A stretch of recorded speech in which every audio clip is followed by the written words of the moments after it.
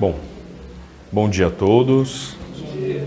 Que a paz seja nessa casa, hoje e sempre. O tema de hoje é: há muitas moradas na casa do meu Pai.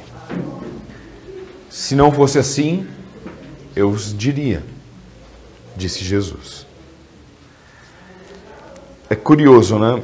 Para hoje em dia, né, as crianças mais novas, né, os adolescentes, os jovens, a gente estava conversando ali agora há pouco, a turma mais sênior aí da casa, né? Falando sobre como as coisas eram antigamente, e as coisas antigamente eram muito mais limitadas, né?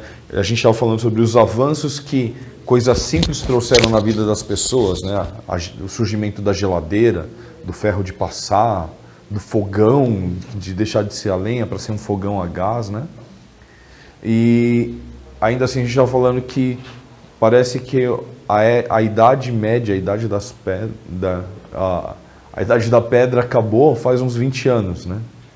Quando a gente começa a pensar no surgimento da internet, da disseminação de informações, né? Nós temos aí uma geração que hoje em dia é extremamente bem informada, né? Vocês lembram quando a gente tinha que fazer um trabalho de escola, que tinha que ir na biblioteca? Década de 70. 70 nada, eu cresci nos anos 80, era assim também.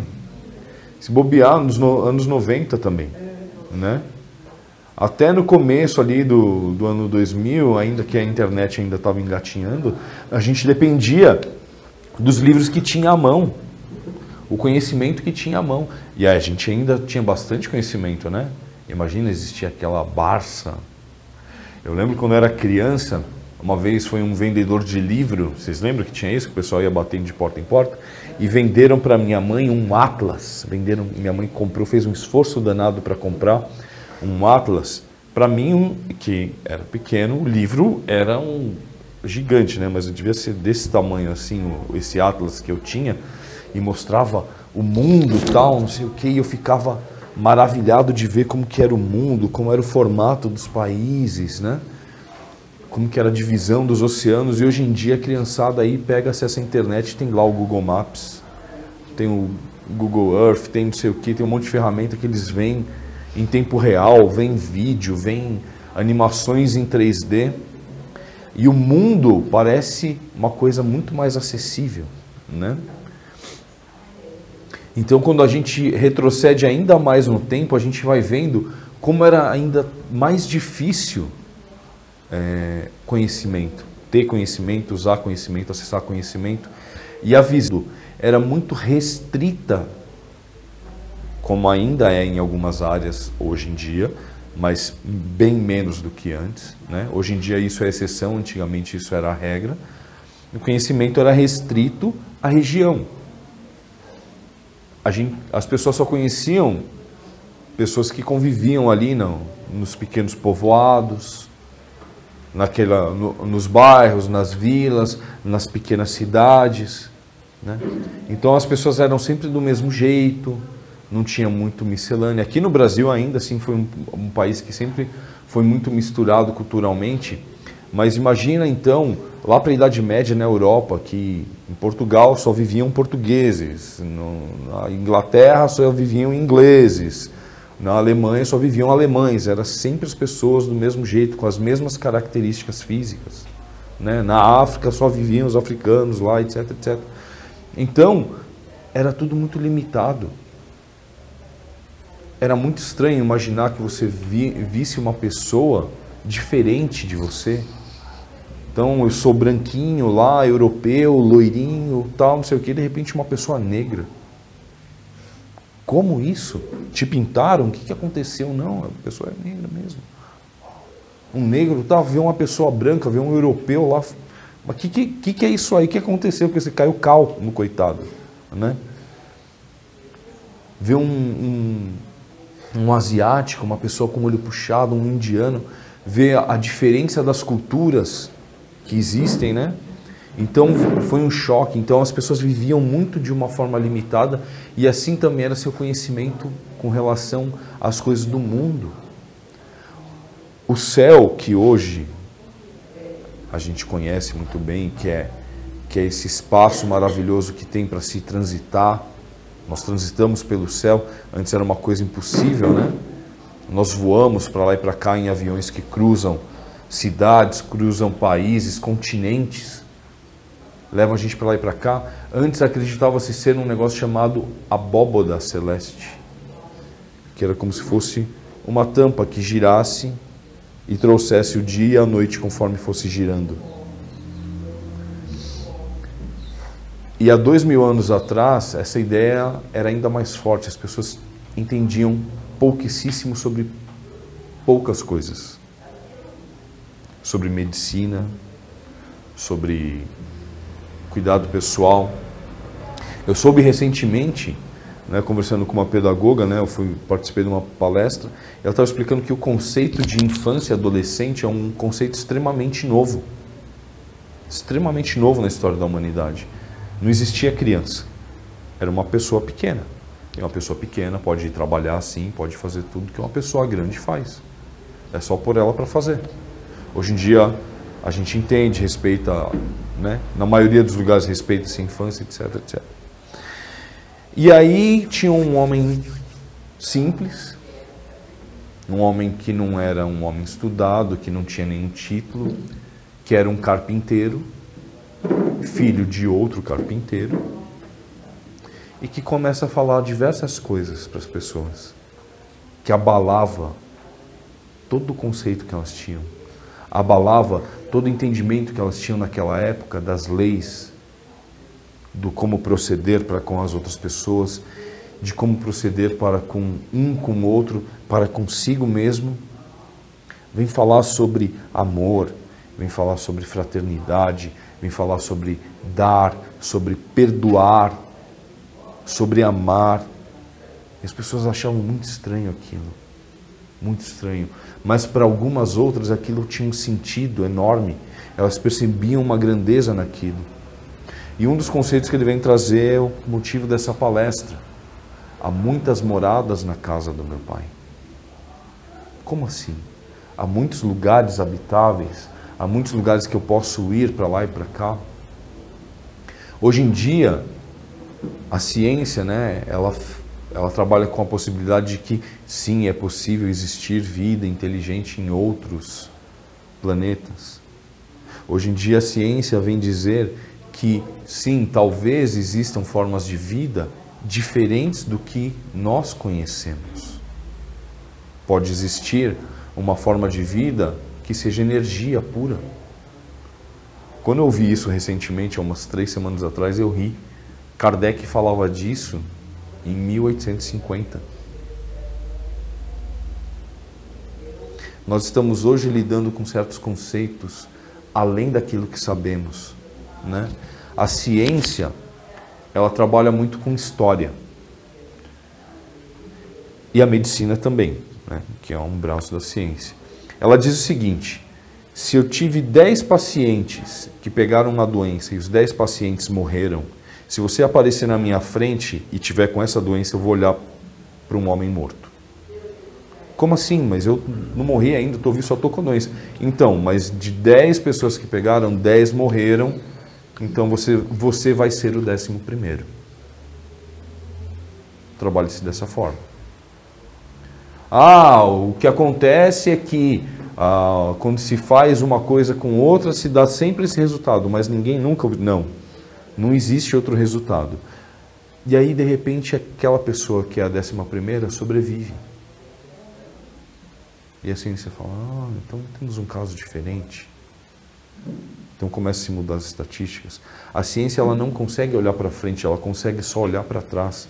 Porque aconteceu, porque está acontecendo no momento na mão dela. Ela não consegue visualizar as outras possibilidades do que existe. Mas a nossa mente diz, existem mais coisas. Quando a ciência fala que a nossa vida é isso aqui, que nós somos esse corpo que está aqui presente, que a nossa vida se reduz aos efeitos químicos que esse corpo traz, etc, etc. Tem alguma coisa dentro da gente que diz que não, que tem muito mais, que eu sou mais do que corpo, que eu sou mais do que DNA, que eu sou mais do que o fruto de uma mistura genética que vem dos meus antepassados. A gente vê isso. Nascem dois gêmeos e um é totalmente diferente do outro. Eles são extremamente iguais, o DNA é igual, mas a cabeça, o jeito de pensar é diferente. Nós temos pessoas que tiveram a mesma educação, passaram pelos mesmos traumas e são pessoas totalmente diferentes. Reagem diferente, conversam diferente. Então será que é só isso? Será que é só corpo? Será que é só matéria? Não, não é. A gente sabe disso. Nós, no Espiritismo, chamamos isso de espírito. Percebemos que esse espírito, enquanto presente com o corpo, enquanto junto do corpo, enquanto conectado com o corpo, faz aquilo que nós chamamos, nesse planeta, de vida. Ele é a inteligência por trás da vida que nós vemos, da animação. Quando esse espírito não está presente, nós vemos simplesmente uma massa corporal, a gente olha e não reconhece. Quem já viu uma pessoa desencarnada, olha e pensa, eu não sei, a impressão que dá mais clara é que a gente olha e fala assim, tá, eu estou vendo o seu corpo aqui, mas você não está aqui. Esse corpo aí deitado não é você. Porque você tinha vida, você tinha ideias, você tinha animação, você tinha uma outra coisa, e aquilo que você é não está nesse corpo.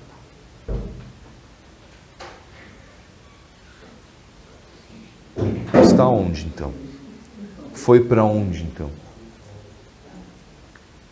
Do mesmo jeito, quando a gente recebe uma vida nova, recebe uma nova encarnação, uma criança na família, a gente tem o prazer de pegar aquela coisinha pequena, olhar nos olhinhos dela, e a gente olha que, apesar de estar chegando agora, de ser nova, etc, etc, a gente consegue perceber no olho dela, consegue perceber nos gestos, no jeito que reage a certas coisas, que não veio uma coisinha zerada, uma folha em branco, como dizem.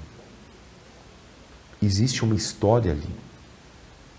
Cada criança reage de um jeito. Tem crianças que são dóceis, tem crianças que são extremamente inteligentes para uma coisa, tem uma agilidade, tem uma facilidade com outras coisas.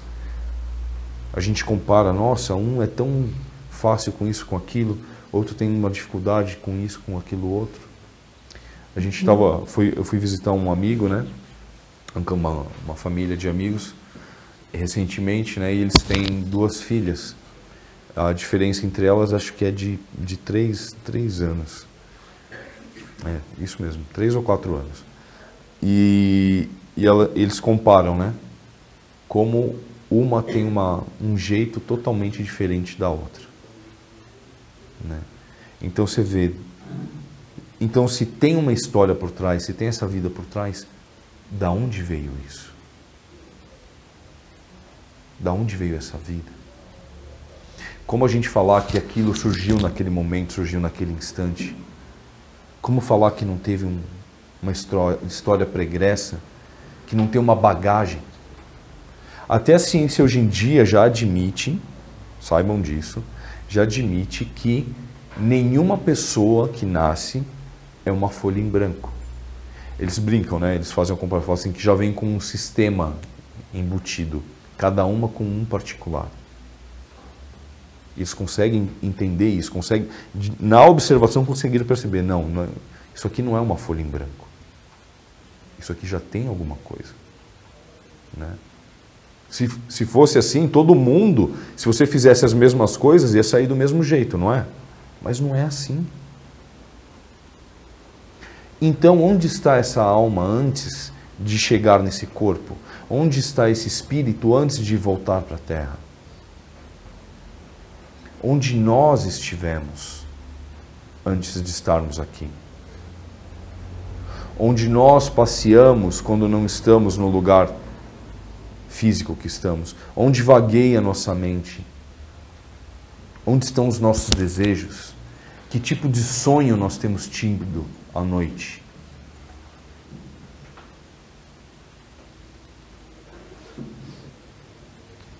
Isso mostra que há muitas moradas na casa do nosso Pai e que nós viemos de muitas delas. E que nós ainda continuamos visitando diversas delas, através do pensamento, através dos interesses que nós partilhamos, que alimentamos. A gente tem falado hoje em dia de viagens ao espaço, viagens para outros mundos, mas quantas viagens nós não fazemos acordados? Durante o trabalho, durante uma viagem de carro, durante simplesmente estar olhando para uma pessoa que amamos ou que não gostamos. Quantas viagens nós fazemos? E todas essas viagens são reais na nossa cabeça. São reais porque o nosso espírito está lá. Jesus disse: onde está o teu coração, está o teu tesouro. E qual é o tipo da riqueza que nós temos, então? Qual é o tipo de riqueza que nós valorizamos? Quais são as coisas que nós estamos dando valor e que temos gastado tanto tempo físico, tanto tempo real, tanto tempo mental trabalhando, alimentando? Eu estou falando de sentimentos. Eu estou falando de relações interpessoais. Eu estou falando de valorização extrema da matéria, da preocupação com o futuro, da preocupação com as contas, com os problemas, com as doenças, com as discórdias, que às vezes nós alimentamos ali, que nós nos fechamos em um outro mundo, um mundo mental que está complicado, conturbado, e que nós nos afundamos ali. E será que, se ao visitarmos lugares bons nós nos sentimos bem, será que de visitar esses mundos sombrios, essas coisas tenebrosas, esses medos aterrorizantes, o que será que isso faz para a gente? De ficar pensando nas pessoas que não gostamos e alimentando raivas, e alimentando mágoas, e alimentando rancores. Ah, Paulo, mas na cabeça, né, as coisas acontecem e é só na cabeça, né, não tem nada de mal. A gente pensa, a gente quer acreditar.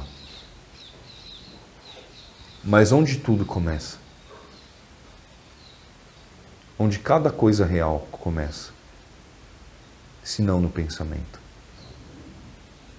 Tudo não começou com uma ideia? Até na Bíblia, na Gênesis, fala que antes havia o nada e pela vontade de Deus houve a luz. Então até a luz foi um dia uma ideia na cabeça de Deus. Tudo que existe foi e é uma ideia na cabeça de Deus. Assim como as coisas que estamos aqui usando, as nossas roupas, os meios de transporte que utilizamos para chegar aqui. Então observar os mundos que andamos visitando, esses mundos mentais, é extremamente importante, porque de tanto visitá-los, de tanto materializá-los na cabeça, nós acabamos trazendo eles para o mundo físico. Recentemente eu vi uma notícia, a gente viu, tá nas primeiras páginas, né? Essa notícia do rapaz que vivia dizendo que ia fazer mal para a namorada, que ia fazer mal para a namorada, que ia fazer mal para a namorada. E quando aconteceu o que ele tanto queria que acontecesse, porque ele pensava excessivamente naquilo, ele fez o que ele vinha pensando e dizendo, e fez o mal para a pessoa.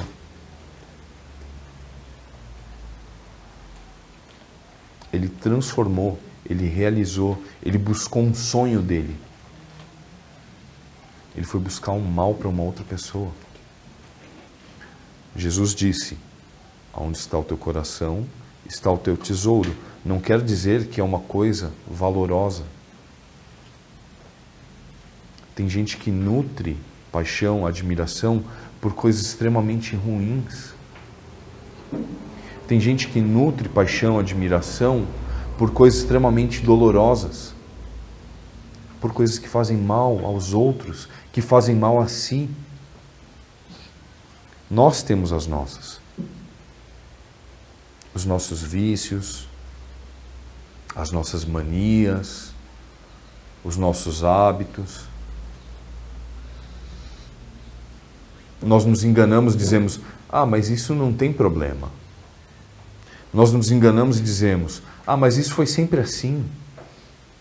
Eu sempre fui desse jeito. Mas nós vivemos em outro mundo lá atrás. Nós vivemos em outra época. Uma época que não existe mais. Nós vivemos nos dias de hoje. O tempo ele flui para frente e nós estamos numa época que temos que questionar, será que cabe esses hábitos? Será que o mundo de lá atrás é o mesmo de hoje? Será que o mundo que vai ser daqui a 20 anos vai ser o mesmo de hoje? Tem muita gente querendo que não, querendo que o mundo melhore. Tem gente que quer que o mundo melhore, mas não sabe como fazer isso. E faz as coisas de uma forma atropelada. Eu vi recentemente um outro vídeo também, em que estava tendo uma discussão, um rapaz, agora anda se falando também muito sobre essa questão do machismo, né? E as pessoas têm debatido e batido nesse assunto. E o vídeo mostrava justamente isso, uma discussão, um rapaz machista xingando uma moça porque ela estava vestida com uma roupa um pouco mais justa, que estava exibindo uma parte do corpo, e o rapaz falando muito mal, xingando ela. Uma outra mulher entra na discussão e falando, mas o que você está falando está errado, você não pode falar isso é errado, isso é errado. E o cara continuava na argumentação dele, o rapaz estava meio embriagado, e a outra moça, que não era que estava sendo xingada, pega uma garrafa e bate no rapaz. O rapaz desmaia. Tá. Fazer comentários machistas, ser preconceituoso, te torna machista e preconceituoso. Você agredir uma pessoa por isso, te torna o quê?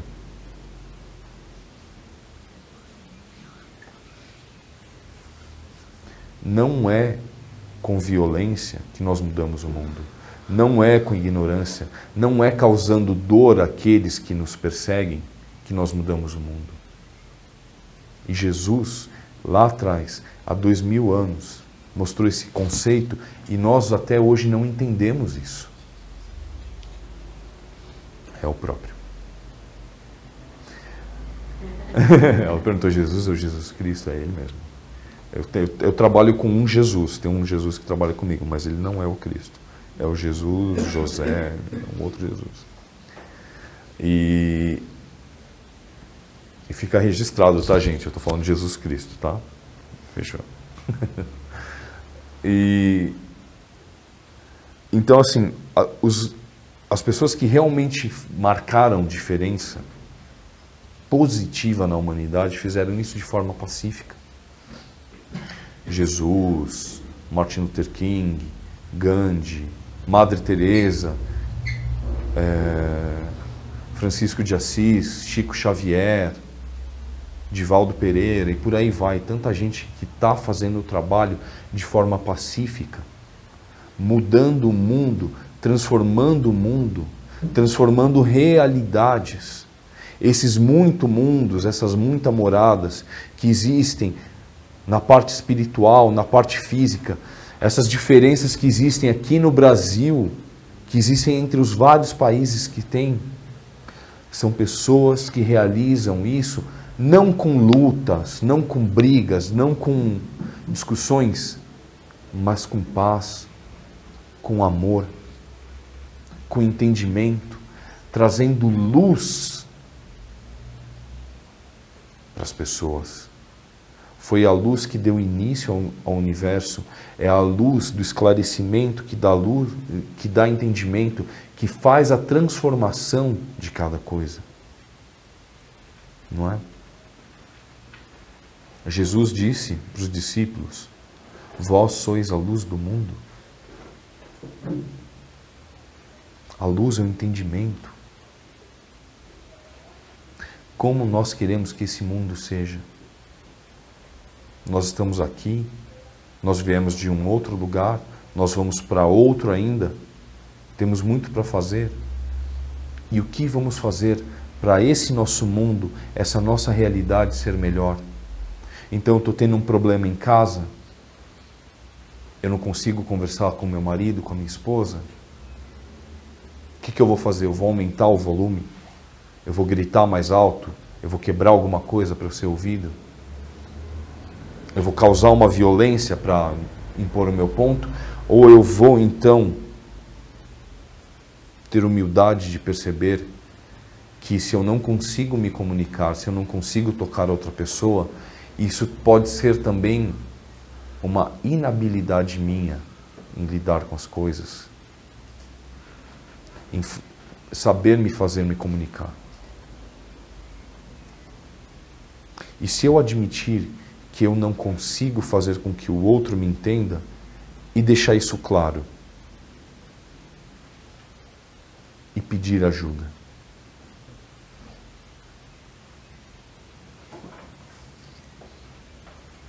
Outro dia eu estava no meio de uma discussão com uma pessoa e eu percebi que estava ficando uma coisa totalmente sem sentido. Em um momento eu parei e falei assim: olha, eu queria deixar agora uma coisa bem clara. Eu não estou entendendo o que você está querendo me dizer. Não estou. Você está me falando, eu ouço as suas palavras, eu interpreto de um jeito, mas pela sua reação não é o jeito que você queria que eu entendesse. Me ajuda a te entender. Do jeito que você está falando, eu não consigo te entender. E do mesmo jeito como outras vezes eu tive que falar assim: olha, eu estou falando uma coisa e você está interpretando de outra forma. Deve ser o jeito que eu estou falando. Então me ajuda a encontrar a palavra certa para eu mostrar o que eu quero mostrar para você. Que eu quero que você entenda. As relações se fazem disso. A gente fala português aqui, né? Não é isso? Isso chega nesse ponto, né? De você ter a empatia, de se colocar no lugar do outro e perceber que ele não está interpretando como você gostaria. Normalmente você fica batendo na tecla. Você fala, pô, tá tão óbvio. Então, é interessante você falar isso, né? Você já viu, outro dia eu estava mostrando uma matéria de um pessoal brasileiro que era artista e foi para os Estados Unidos, e aí eles querendo comprar as coisas, eles viravam para os americanos lá que estavam vendendo umas coisas numa barraquinha: quanto custa? Aí os americanos, eles: quanto custa? O cara, bom, agora deve ter pensado, agora está gritando comigo, né? Aí ele falou mais alto: bom, quanto custa? E o cara, brother, eu não sei o que você está falando. Se chegar um chinês aqui e começar a falar em chinês, e ele vê que vocês não estão entendendo, começar a gritar mais alto, vai ajudar a gente a entender? Fala assim: brother, no problema, não é que eu não estou te ouvindo. Eu estou te ouvindo. Eu não estou te entendendo. Não é isso? Em casa a gente faz isso. Nas novelas, pode ver, qualquer conversa é uma gritaria. É o maior exemplo do que não se deve fazer. Qualquer conversa é uma gritaria. É um gritando, o outro grita mais, o outro grita mais, grita mais. Eu me lembro que quando eu ficava antes lá em casa, que ficava passando novela, eu não gostava de assistir, eu ficava reclamando, né? E aí eu, graças a Deus, consegui fazer minha esposa enxergar o que eu estava falando. Diz assim, ela está assistindo novela e eu estava ficando nervoso, fazendo outra coisa e ficando irritado. E ficando nervoso, você fala: cara, espera um pouquinho. Eu estou dentro da minha casa, estou fazendo um negocinho aqui legal, por que eu estou irritado? Aí ia ver, na sala estava uma gritaria, um bate-boca, uma discussão. Eu falei assim: por que eu trago isso para dentro da minha casa? Por que eu pego esse mundo que não tem lugar no meu mundo e trago aqui para dentro? O que eu estou aprendendo com isso? O que eu estou trazendo de bom, de prazeroso para mim com isso? De saudável para mim, para minha família? Eu tenho uma filha pequena, a gente assiste muito desenho infantil. Graças a Deus, hoje os desenhos infantis também são muito legais. Outro dia estavam passando, eu vi um videozinho, uma animação, que mostrava vários começos de vários desenhos dos anos 80 lá que eu assistia. E eu ficava, nossa, esse desenho era muito legal. Nossa, esse desenho era muito legal. Nossa, esse desenho é legal. E ao mesmo tempo estava constatando, esse desenho aqui mostrava um cara que tinha uma arma, atirava e matava. O outro tinha uma espada que ele enfiava na barriga dos outros e matava. O outro tinha um cara que lutava com não sei quem, que usava umas bombas e matava. Não sei, todo desenho era gente matando gente. Hoje em dia a gente coloca uma criança para assistir desenho, se tem violência, se tem coisa, se tem uma coisa meio sensual, etc., a gente, opa. Olha a evolução que a gente teve. Percebe isso? Ó, filho, vai passar um filme que você não pode assistir. Eu me lembro de quando era criança assistindo Top Gun, aí tinha umas cenas, né, meio sensuais, e eu perguntando as coisas para minha irmã morrendo de vergonha, não sabendo me explicar. Não é nada. Eu estava assistindo lá. Novela. O que passava nas novelas antes que a gente ficava assistindo? Novela das 7. Era quase que um filme erótico. E a criançada lá na sala. Aí a gente pergunta, que mundo nós vivíamos, não é isso? Mais uma morada que, graças a Deus, a gente vai deixando para trás. Porque a gente está ganhando entendimento. A progressão dos mundos, das moradas, das habitações, é a progressão das pessoas, dos povos, da consciência de que temos que fazer as coisas de um jeito diferente. Quando a gente estava conversando ali no começo, na entrada, falando sobre como era na época, lá em 1940 e pouco, em que tinha racionamento de alimento, racionamento de coisas por conta da guerra. Quem aqui viveu isso? A gente está começando a ficar meio assustado porque a gente está prestes a voltar a viver um pouco da inflação, né? Quem se lembra da época que a gente ia comprar uma coisa de manhã e à tarde era outro preço, né? Assustador, né? Mas, enfim, a gente tem que ser positivo e trabalhar para o bem. Fazer as coisas acontecerem. Se a gente ficar olhando para essas coisas e ficar arrancando o cabelo da cabeça, vai adiantar alguma coisa? Se o nosso tesouro for a nossa preocupação, vai adiantar alguma coisa? Mas se o nosso tesouro for a solução dos problemas, for o sentimento verdadeiro que a gente quer ter, a verdadeira lição de vida que a gente quer ter com as pessoas, não é melhor? Se a gente lembrar que a gente pode pedir ajuda, não é melhor? Você falou sobre alcançar um entendimento, mas não precisa ser tão difícil alcançar esse entendimento, né? Porque nós passamos por isso. É visível.